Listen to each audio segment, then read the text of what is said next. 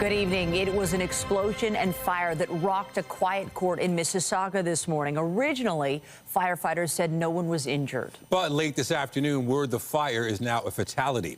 We're expecting an update from officials within the hour. CTV's Janice Golding is live at the scene tonight near Mavis and Eglinton with the latest. Janice.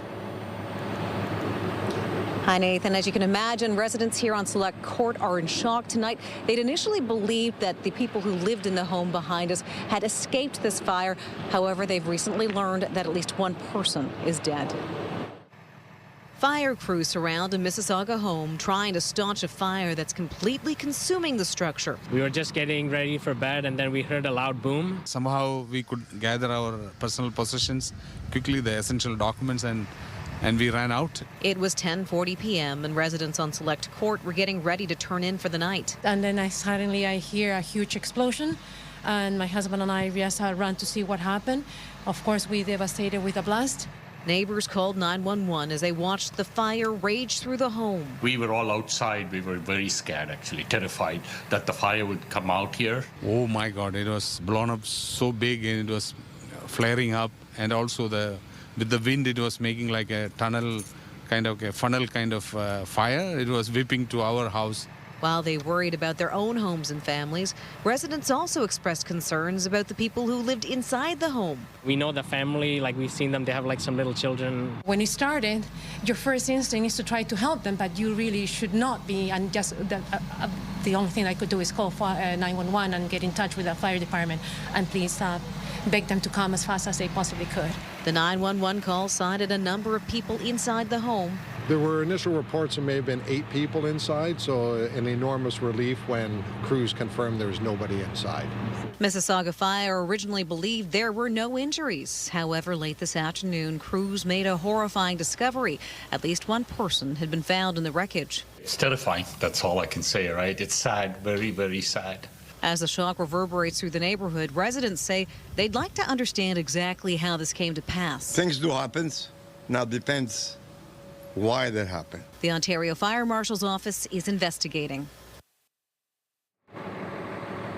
Now, Mississauga Fire originally believed that the family who owns this home was actually overseas in Vietnam. However, area residents tell CTV News that their neighbors rented their basement out, although they could not say exactly how many people lived there. Reporting live from Janice Golding, now back to Michelle. Thank you, Janice. Also tonight, new revelations in the Air Canada crash at LaGuardia, the tragic chain of events that claimed 2 pilots, one of whom has ties to Toronto. But first, get ready to see Toronto Police tactical officers in key areas of the city. The service announcing today it's creating a new counterterrorism unit. They're expected to patrol areas around places of worship and tourist hubs, a move police say is necessary given current global events. CTV's John Woodward is live tonight with details and reaction to the police plan. John. Michelle, it's called Project Guardian. The idea to station police officers armed with semi-automatic weapons at key points to deter violence. At the same time, police say they're also restricting protests that have been going on for some time at Bathurst and Sheppard to that intersection, a move some critics are concerned could be unconstitutional. That's who I want. This is video of a handful of pro-Palestinian protesters walking in a residential neighborhood near Bathurst and Sheppard in November, among them Daniela Bonamico. Like, we're there for Gaza, right? Now we're seeing Lebanon being besieged in the exact same way. The West Bank has been absolutely brutalized, endless deaths. A cause that has brought their group to this area for more than 70 Sundays in a row, only veering from the intersection a few times, she says. But that's intimidating the neighborhood, says Councillor James Pasternak. Well, look, we want them out of Bathurst and Sheppard, too. They've been up there for a year and a half. There's no consulates, no embassies. No government buildings, no civic squares. They are up there to harass the local Jewish community. Toronto police seem to have obliged, telling protesters the main streets are okay, but anywhere else is a no-go. We will tell people that they cannot do that. We will physically block them. And if they try to disobey that instruction, they will be arrested and charged with obstruct police. That's alarmed civil liberties groups who say it's unconstitutional. From our perspective, this is an obvious attack on freedom of expression and freedom of peaceful assembly. The police say there have been around 20 arrests since the protest began. In that time, some synagogues have been shot at as well. But the police didn't try to get an injunction, as the province did for the Al-Quds Day protest a few weeks ago, an attempt that failed. We are witnessing a rise in hatred, and we agree that it threatens the cohesion of our communities. But we must build a more inclusive society without compromising the freedoms that define our society. As for Project Guardian, officers will be visible with semi-automatic weapons in key areas, though we've not heard which ones. Torontonians can expect to see Toronto police officers deployed with tactical capabilities, including patrol rifles. If you see these officers, whether it's around places of worship or tourist hubs, it does not mean there's an imminent threat. What it means is we are strategically positioning resources to protect our communities and to be able to respond quickly if necessary. Protesters tell CTV News they feel the limits are a sign their message needs to be heard, so plan to be back at that intersection again next Sunday. Toronto police say their new counterterrorism unit will be in close contact and will share intelligence with our national police forces, RCMP's similar unit, with critics hoping that all of this is done within the Constitution. Reporting live from Toronto Police Headquarters, I'm John Woodward. Back to you. Thank you, John. Students and union members gathered outside Queen's Park this afternoon to protest the Ford government's recent changes to OSAP. The group is calling on the province to reverse funding cuts, which they say will prevent students from attending post-secondary school. CTV's Queen's Park Bureau Chief Siobhan Morris is live tonight with more. Siobhan. Well, this wasn't the sea of thousands the legislature had been prepared for, but we did see hundreds of students just outside Queen's Park. They're angry, they're scared, and they're hoping that the government will have a change of heart.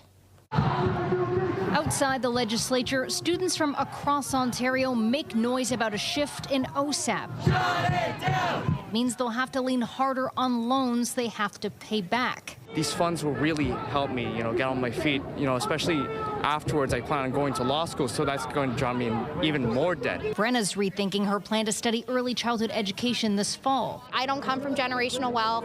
I'm on my own when it comes to college. I'm not getting any support from my family. I also don't have a job right now. I've been looking for months. Dahlia's already tapping into OSAP grants on a path she hopes will lead to a career in gynecology. I'm possibly looking at completely throwing away a dream I've had since I was 4.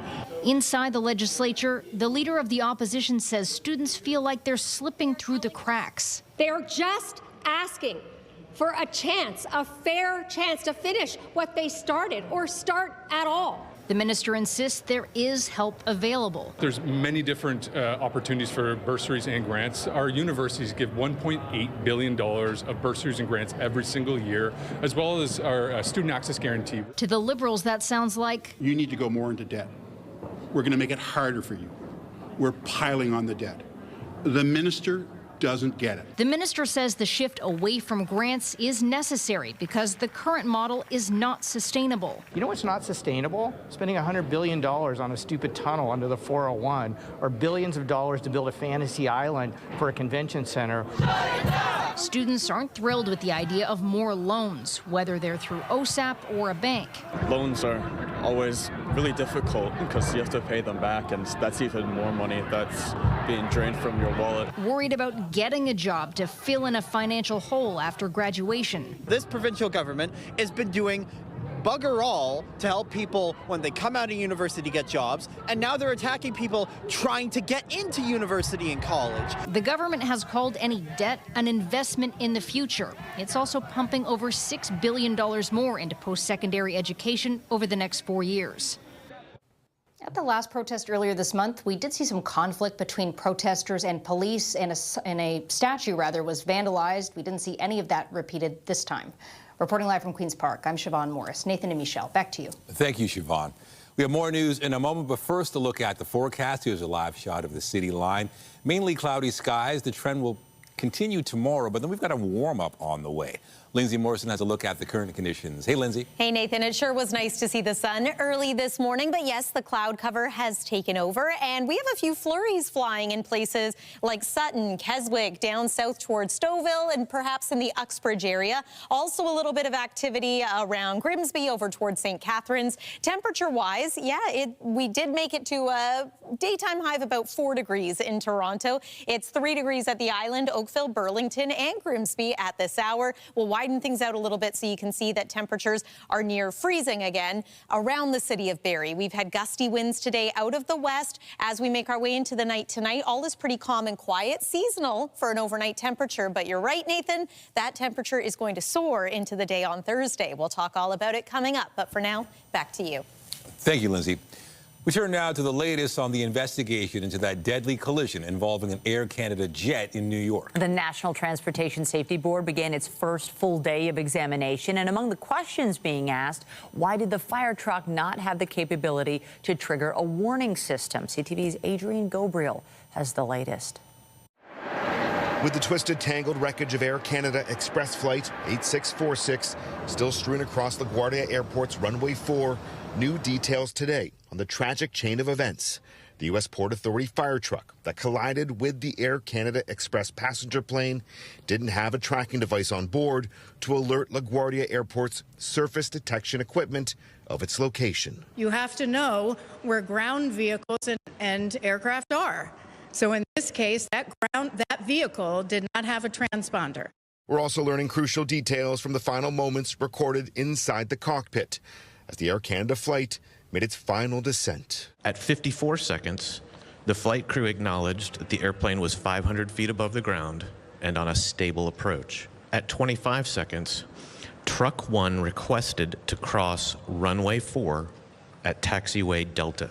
At 20 seconds, the tower cleared Truck 1 and company to cross runway 4. At 9 seconds, the tower instructed Truck 1 to stop. Stop, Truck 1, stop, Truck 1, stop, Truck 1, stop. At least 10 calls to stop went unanswered as air traffic control watched the scene unfold in real time. The impact claiming the life of pilot Antoine Foray, who grew up southwest of Montreal. Foray's brother Cedric sharing this childhood photo on Facebook while writing in part, "Have a good flight, my brother. Oh yes, we've heard the phrase often, but this time it will be the last. You left us again. Too soon to say goodbye. I love you, my brother. You can leave with your head held high." At Seneca College campuses today, Canadian flags are at half-mast for co-pilot Mackenzie Gunther, who graduated with honors in aviation technology. There are also stories of survival. Flight attendant Solange Tremblay suffered multiple leg fractures after she was ejected from the aircraft while still strapped to her jump seat. Her family calling her survival miraculous. Aviation experts believe the pilots may have saved the lives of dozens of passengers. The crew, in my opinion, heroically did what they could to slow the aircraft down and to lessen the impact. This comes as confirmation that 3 Canadian Transportation Safety Board inspectors arrived at the crash scene this morning to work in lockstep with their U.S. counterparts. They are entitled to tour the wreckage. They also have access to most of the recorded information that will be collected during the investigation. As for the flight data recorder, analysis on that is expected to begin today, with a transcript of the cockpit voice recorder released tomorrow. Adrian Gobriel, CTV News, Queens, New York.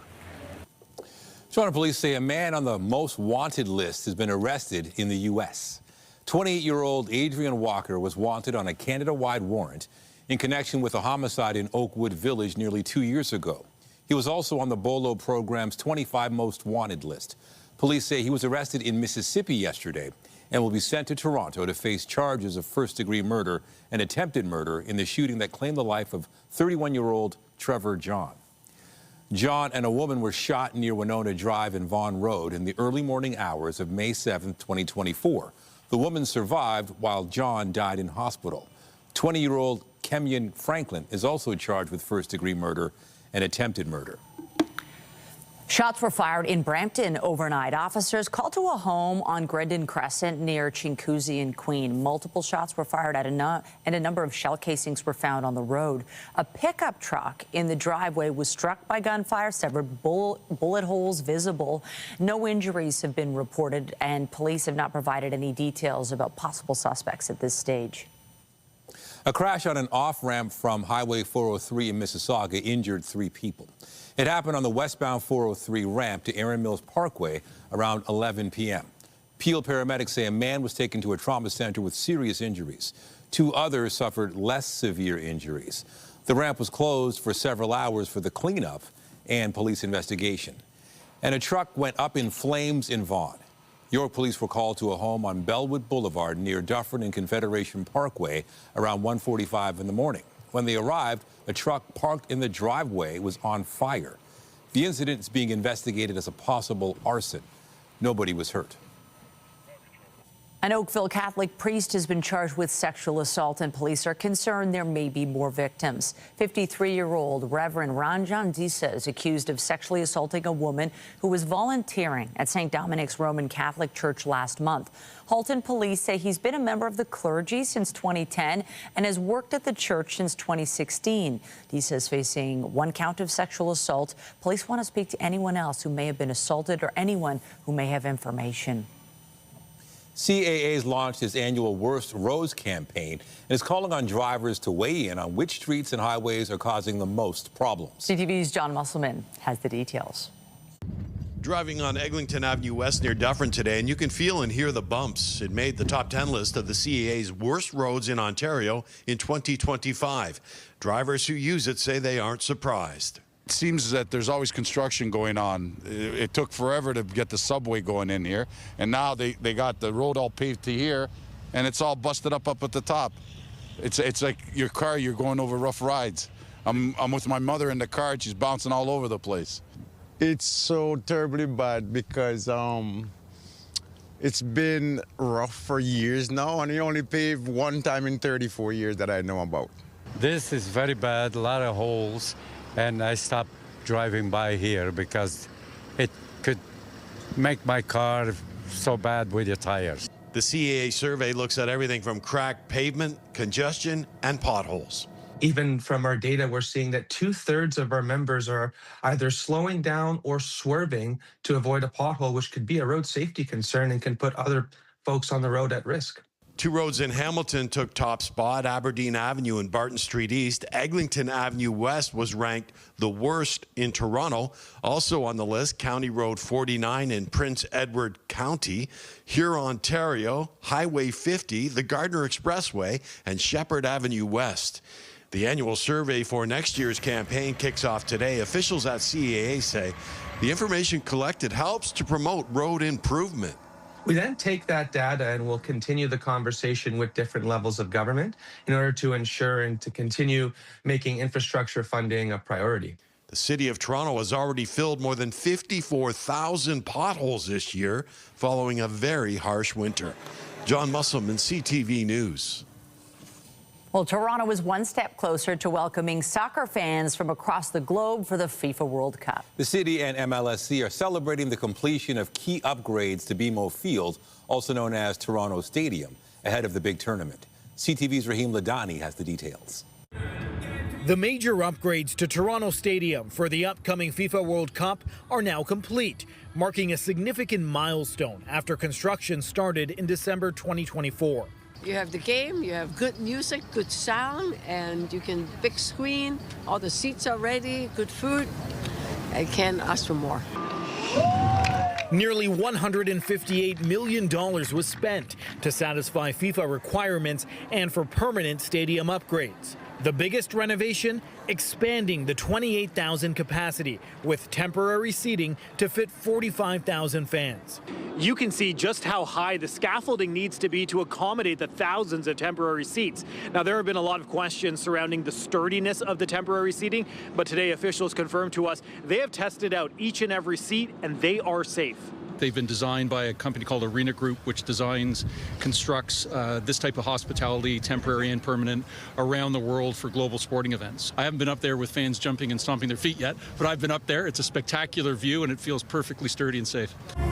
4 permanent LED video boards have also been installed, with the resolution improved by nearly 100%.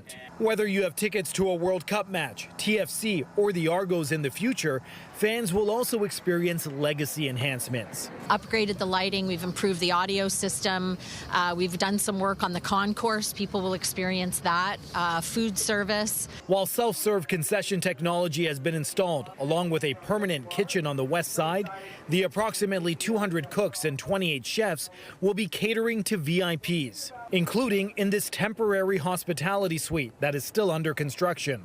Saskatoon berries, the bounty of Ontario with produce and our poultry and our beef. Players on Team Canada and others from around the world will enjoy an expanded locker room, while the pitch itself has been resurfaced with a hybrid stitching system. It will ensure the grass holds up for many matches in a short amount of time. We had to take out the existing pitch, we had to dig down 8 inches, and we had to excavate all the materials out of the venue.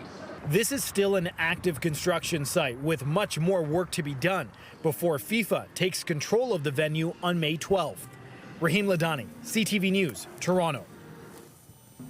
Still ahead, gearing up for the World Cup on home turf. We catch up with Canada's men's soccer team, readying to rep their country in just over 2.5 months. Pride organizations across Canada are seeking financial assistance from the federal government as major corporate sponsors withdraw their support. The executive director of Pride Toronto was among those making the case on Parliament Hill today. At a time like this, we must be clear.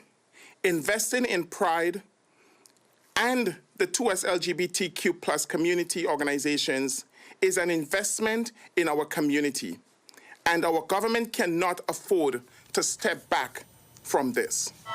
Community leaders argue Pride events celebrate LGBTQ2S+ people, promote inclusion, and boost tourism. The head of the Toronto Festival was joined by Pride executives from Montreal and Vancouver in seeking $9 million over 3 years to help 200 festivals maintain their operations.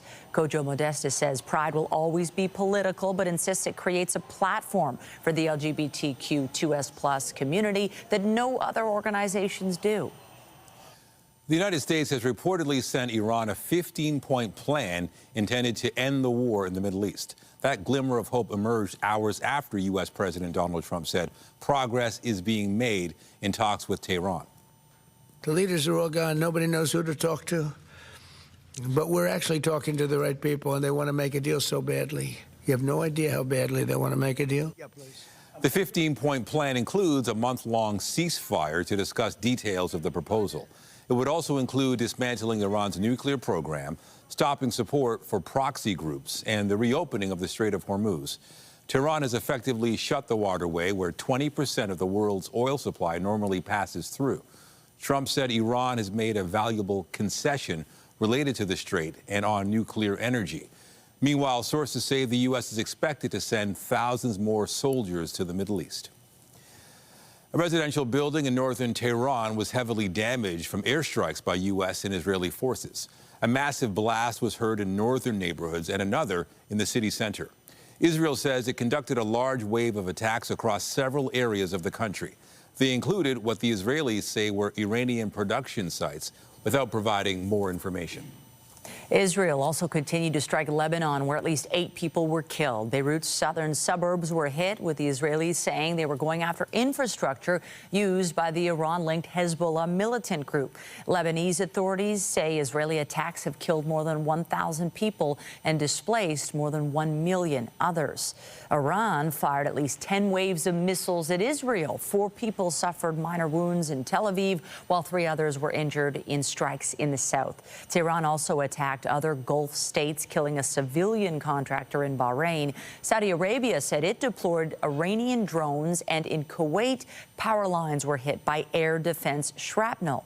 Meanwhile, Pakistan is offering to mediate peace talks. Its prime minister says Pakistan welcomes and fully supports ongoing efforts to pursue dialogue to end the war in the Middle East in the interest of peace and stability in the region and beyond. Subject to concurrence by the U.S. and Iran, Pakistan stands ready and honored to be the host to facilitate meaningful and conclusive talks for a comprehensive settlement of the ongoing conflict. In Ukraine, there was a massive drone and missile barrage on civilian areas of the country overnight and today. 8 people were killed and several dozen were injured. Ukraine's Air Force says Russia fired more than 550 drones during the day and about the same number overnight, as well as cruise and ballistic missiles. Today, the Ukrainian Prime Minister reported a daylight attack on the crowded center of the western city of Lviv. 2 people were injured, and air defenses engaged drones throughout the day near Kyiv. Ukraine says the enemy is also trying to break through frontline defenses in several key areas. Some experts believe a spring-summer offensive appears to have begun. NASA announced plans today to build a multi-billion-dollar base on the surface of the moon.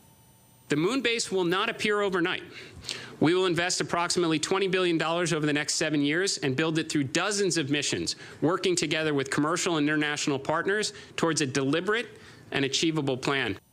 The space agency says the base will support sustained operations on the lunar surface. It will be constructed using some of the components already built for a planned space station in the moon's orbit. But that project has now been canceled in favor of this base. The change is related to the Artemis mission, which will see astronauts return to the moon's surface for the first time in nearly 60 years. Canadian Jeremy Hansen will fly around the moon as part of that mission. Liftoff is scheduled at this point for April 1st. Coming up on CTV News, the view is unobstructed. We head to the top of the new tallest building in Canada, changing the landscape in Toronto. And I'm Pat Foran. Coming up on Consumer Alert, with the rising cost of living, some people are looking for side hustles to try and make some extra money, but watch out for job scams. Offers are popping up on social media and in emails and texts, but they're fakes. I'll have that story. That's just ahead. So tomorrow could play out similarly to how today went. A bit of sun in the morning, followed by an increase in cloud cover. +5, the expected daytime high. That's still a little cool for this time of year, but we will see the temperature spike as we make our way into the day on Thursday. Wait until you see the forecast daytime high. We do cool down over the weekend, and before any of that, we could be in for a bit of active weather in the form of rain or perhaps in the form of snow. So we'll break it all down for you, show you what's in store with a big temperature swing heading into the weekend. Details after the break here on CTV News. When you see it happen, send it to CTV News. Text 10400 from your screen to ours. Text 10400.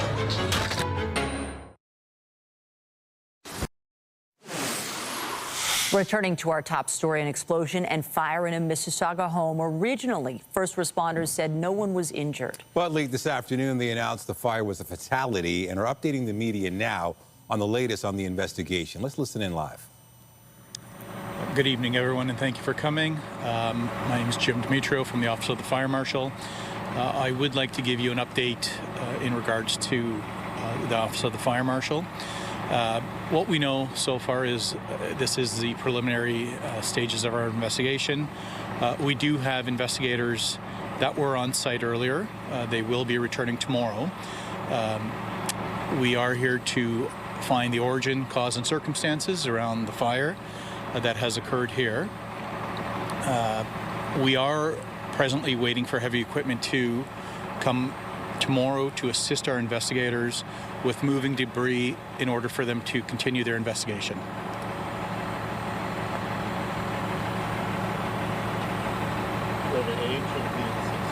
At this point, I do not have the age. We are working with our partners, Peel Police, regarding this matter. I will let Peel Police speak on that matter, but at this stage for the Office of the Fire Marshal, this is preliminary, and we're here to determine the cause and origin of the fire at this point. Can you get into the firefighting efforts that happened here last night? I do know Mississauga fire was dispatched. The fire was large, I was told. There was an explosion as well, I was told. But at this point, that's all I know. Can you tell us where in the house the person was found? That is part of the investigation. I don't have that information as of yet. So. What about an area where the explosion started or Again, that's very preliminary for our investigators to determine that. I don't have an answer for that at this point. I'll turn it over to Ryan Bell from Peel Police to answer any of your questions. Good evening, Constable Bell to Peel Regional Police, and I'll provide the overview of our involvement in this investigation. As Jim alluded to, there has been an individual located within the structure deceased, and what is happening now is a few things simultaneously. The Office of the Ontario Fire Marshal is conducting an investigation into the cause and origin of the fire, as mentioned. The Coroner's Office will be conducting an investigation into the cause of the death to the individual that is inside, and if any of those investigations determine any type of criminality, Peel Regional Police will be conducting the follow-up on that and looking for the persons responsible. What I can say right now is that we've accounted for the individuals that are supposed to be in the residence. They're out of the country right now. At the time of the fire, which was 10:40 last night, crews responded. There should be no one inside. So right now we've got the difficult task of trying to ascertain who is the individual. We don't have particulars yet as to age or gender, as mentioned, and our investigators are trying to follow up with that. So if there's anybody that may have been coming by the residence to check in on the place, as is common when people travel, that's something that we're looking into right now. But unfortunately, no concrete leads. Just one person found inside the home? At the moment, one person. That's subject to change. As Jim mentioned, there's going to be heavy equipment arriving on scene, hopefully tomorrow, to commence a more thorough search. The structure right now is unstable. That's why no one has gone in and conduct a more thorough search.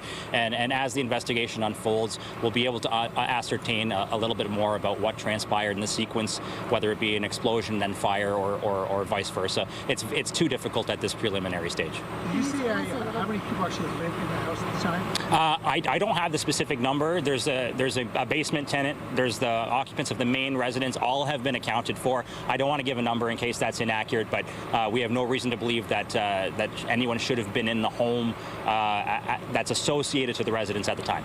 Any suggestion that it's suspicious? So right now, that designation of suspicious is not that significant at this course of the investigation. We don't know what happened. We don't know the cause of death, so it's going to be treated ultimately as suspicious. There's nothing overtly to indicate that any criminality has happened here. That's obviously subject to change. These investigations are complex. As debris is taken to another location and analyzed, some evidence may come to fact. But right now, there's nothing that stands out to us right now that this is a criminal investigation. And as is the case with most sudden death investigations, we treat them as though they're suspicious, and the majority of the time it turns out not to be. Initially, there was a belief that there was nobody inside and no injuries. Yes. How did fire crews come across this person? Were they told there might actually be someone in the house, or did they stumble upon it? Can you elaborate a little bit on just how this change happened? So it's very convoluted at the start of these. These are very fast-moving environments. So one of the first things that first responders need to ascertain when they get here is who might be inside for search and rescue efforts. I'm told that the house was fully engulfed on arrival, so priority is to contain it as much as possible. Any leading information at the time of response, if anyone's inside, changes the course of action for fire. I don't want to speak on their part. We had no information to suggest that people were inside at the time. However, that being said, on arrival, there were cars at the time in the driveway, so that's always a cause for concern that there may be home residents inside sleeping. And the problem is there does appear to have been some sort of an explosion take place, and that makes it ever more complicated inside as debris gets pushed, as the individual that's inside may have been covered or may have shifted from within the residence. So where exactly they were at the time, it's not even reliable at this point, and so we have an understanding of the structure and the layout. So that combined with the fact that we were able to make contact with everybody in the residence or verify well-being of those people, corroborated the fact that there should be nobody inside. When investigators went into the threshold that was safe, they made the discovery.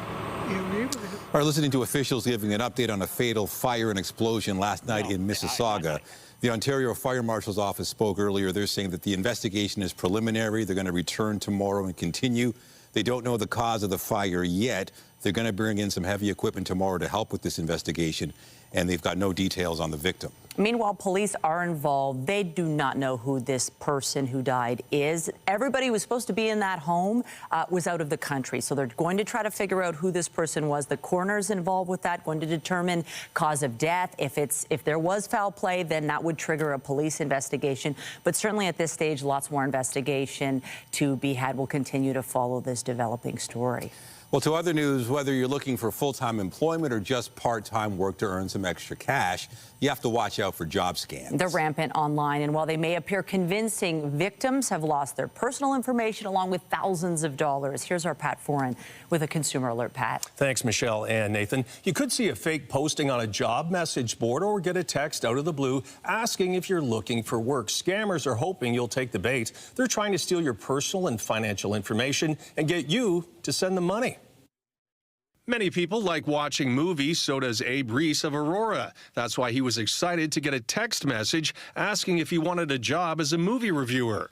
They got in touch with me through text messages. It's reviewing films and rating them. Reese says for about a month he watched and reviewed films. He was told he would be paid, but he needed to put in some of his own money first. He did, but grew concerned and contacted police. They told me it was all a scam. Reese was scammed out of $2,000. I felt sad. I felt like, what am I going to do now? We also did a story with Greg Burgos. He saw a job advertisement on TikTok and was scammed out of $11,000. This is money that I was saving. This is money that I need. Davanshi Podar saw a job posting on Instagram. It was a fake, and she was scammed out of $15,000. $15,000 is not a small amount. It was all my savings. We hate to hear about all of these job scams targeting these innocent job seekers. Indeed is the world's largest job search website. It says criminals are targeting job seekers to steal their information and money. Some signs of a job scam: you receive a job offer you never applied for. There's no in-person interview required. You're offered high pay for easy work. You need to send money to earn money. There are vague job descriptions and unprofessional communication. When someone is looking for work, fraudsters will tell them what they want to hear. We're going to pay you extremely well. You're going to have flexible hours. You're going to have every benefit you could ever imagine. But we're not going to give you much information about the job. Those are all big red flags. Reese was trying to find extra income to help his family. If you're looking for work, do your research, check legitimate job boards and company websites. Never pay in advance for expenses or training, or give out your banking information. And job scams are a huge problem, and it gets worse when unemployment rises. In 2024, Canadians lost almost $50 million to employment fraud. So if you're looking for work, be cautious with job postings and job listings. On your side, I'm Pat Foran. If you have a consumer story idea, email us at alert@ctv.ca. Well, how nice. We're into a little stretch of much-needed sunshine. Certainly decent conditions at this hour. Still cold at night, but I like the fact that we've got another day of this. Yeah, it wasn't a bad day. Sunshine, a few clouds, but I can handle this. Also, it's better to know that you've got double digits coming in a couple of days. That helps. Yeah, it's coming. It's coming. And much like today, we look to tomorrow have the sunshine for the start of the day. So that will be welcomed. A nice way to kick things off. Once again, we do expect some cloud cover to increase. And then, yes, it's Thursday where the temperature soars. But we also have some active weather to talk about. In fact, we're going to begin there with a look at the satellite and radar, because we do have a little bit of activity around Niagara region, in through Durham region too. You might be seeing a few snowflakes, but this is not overly significant. There's been a little snow to the east of Georgian Bay as well. Next system that we are watching for, this one's going to bring snow once again to northern parts of Ontario, the Nickel Belt, and then for us here around the Golden Horseshoe, looks to be mainly a rain event, but look what happens. A couple of different precip types going to be possible. There's about this time tomorrow. Once again, east end of the GTA, maybe some flurries, and then some scattered showers into your Wednesday evening around around the Greater Toronto area. Thursday itself is a mostly cloudy day. And then as we make our way late into the afternoon and into the evening, we've got rain in most cases, but we've also got the possibility of perhaps some snow. And around the city of Toronto, we wouldn't expect any measurable snow to stick around all that long. However, it is possible that we could pick up a trace to a centimeter of snow, maybe slightly more than that around into the Niagara region. Rainfall amounts are going to increase the further southwest you go. And again, Thursday is our mild day, but it's also the unsettled one. We're at 4 degrees right now at Pearson Airport. Seasonal average is 7 degrees. We struggled to get there again today, but again, it was a bit of an improvement in many areas. Overnight tonight, this is an improvement too. -3 degrees, not quite as cold as last night. We woke up to a temperature of -7 early this morning. Daytime high tomorrow, once again, +5, slightly cooler than average. Southerly winds this time.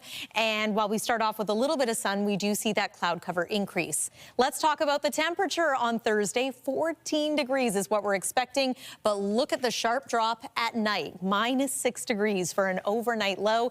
And then into Friday, we are going to struggle to make it past the freezing mark. 1 degree is what we're forecasting at this time. We are anticipating mainly sunny skies, so at least there's that. Some sunshine over the weekend too, chance of flurries on Saturday, and it looks like we will be near seasonal for the early part of next week. That's your look at the weather for now. Stay with us. CTV News. We'll be right back. Hamilton Health Sciences has launched an innovative program that helps move patients away from overcrowded emergency rooms while ensuring they get comprehensive assessments and care. CTV's health reporter Pauline Chan visited the new unit today. It's called the Urgent Medicine Unit, or UMed, and it's the first of its kind worldwide. Hi, I'm Dr. Raza. It's nice to meet you today. So when a patient comes into the emergency room, the physicians there often have to decide, do you need to be admitted to the hospital or can we send you home safely? And oftentimes we end up admitting people to hospital because it's the safest thing to get patients the care they need. But now the UMed unit provides an alternative. They'll get the exact same level of care as if they were admitted to the hospital. They'll see a physician, they'll get a comprehensive assessment, they'll get blood work, they'll get any imaging or pictures taken of their body, so that hopefully by the end of the day, we've come up with a diagnosis and we put together a treatment plan. For Hamilton General, the day hospital has been a huge help in easing the burden on the emergency department, and patients are happy to avoid long waits in the ER. Lung infections, skin infections. We see a lot of heart disease, so people who might have blockages in the heart or abnormal heart rhythms. We might see some neurological concerns, lung disease, asthma. Since the day hospital opened in the fall, they've had more than 1,000 visits. Right now, they're only operating Monday to Friday from 7 a.m. to 7 p.m., but they're hoping to expand to 7 days a week. When patients come in this program, we send them home with a kit. So a tablet, a blood pressure cuff monitor, so we can actually monitor their vitals at home and communicate them over video to monitor them.